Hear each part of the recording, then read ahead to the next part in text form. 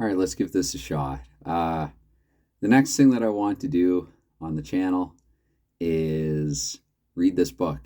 This is a book that was written in 1919. I've not read all of it. I have read some of it. And so there might actually, because it was written so long ago, there might be some language that I'm unfamiliar with. We'll see if I encounter that as I'm reading it.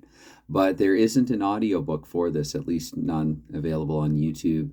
And it's fiction and it's hockey. So again, it's another form of Unreal Hockey. And I just want to read. Oh, yes. Also, because another thing that I'm doing this year is reading. I'm trying to read 50 novels, at least 50 novels outside of work, because if I were not counting reading that I do for work, because if I counted the reading, I guess, that I do for work, tutoring students at ESL, then I'm up to over 50 already. But novels outside of work, I'm trying to read at least, about a book a week this year. And so this is going to be number 41. I'm up to 40 already. And of course, 41 is a number that is significant to me. It's a memorable number for me because it is Paul Byron's number, and he is my favorite active hockey player.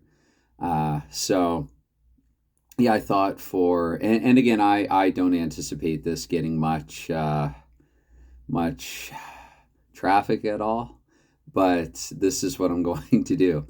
Probably a chapter at a time. Again, I've already read through some of it. The first chapter is, it's a 316-page book, but if I'm going to just go through the slides here, this is the hockey silhouette you can see in between. So, I look even skinnier on camera. So yeah, it's, you can see there, Ralph Henry Barbour. I'm not familiar with the author, but he has a lot of sports fiction books.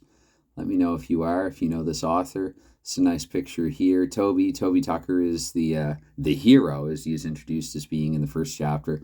And he crouched and watched. And of course, you can see here the scene of hockey from, 1919 thereabouts. So, really in the earliest days of the NHL. This is actually, it's in the public record because it's over 100 years old. So it's another reason why I have no qualms is the wrong word for it, but why I have no issues, I would assume, with reading this on YouTube or anything like that. It's not like I'm reading a current book. And as you can see there, year of publication 1919, and it's like an old library book here. So again, I read the first chapter. I'm a little concerned, actually, again, not only with the language, but also a little concerned about there being certain themes that might not be appropriate today, certain comments, certain bits in the book that just might not fly too well today, where it is a book that's over 100 years old. So I'm mildly concerned about that. In fact, there is something, I'm not going to read it right now, but I'm just introducing it, but there is something in this chapter about our protagonist having red hair and being really kind of self-conscious about it, insisting that no, it is in fact brown.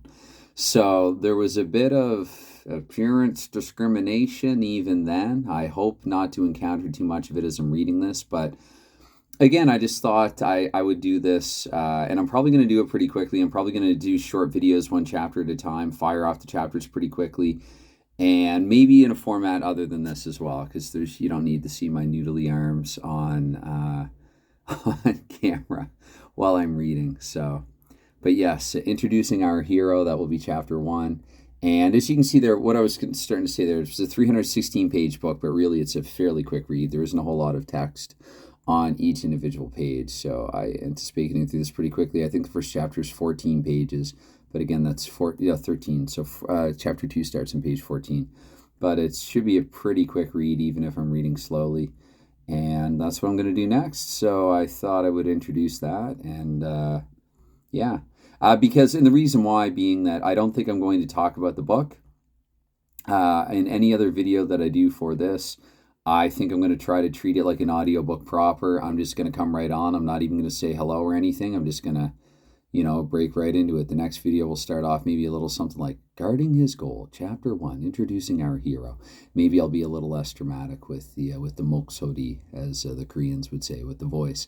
So, that's what I'm going to do next, is Guarding His Goal. I hope I'm pronouncing his last name correctly when I say Ralph Henry Barbour. It could be Barbour. Uh, but yeah, Ralph Henry Barbour. And I like this cover, the cover which I guess we've already seen.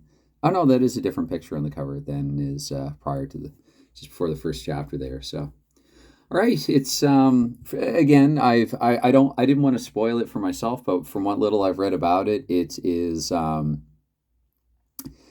it has to do with the main character. He's in high school. He goes to a private school and he's kind of working, doing some side jobs. He's, I think, pressing clothing or something like that to make some, side hustle to help pay for his education.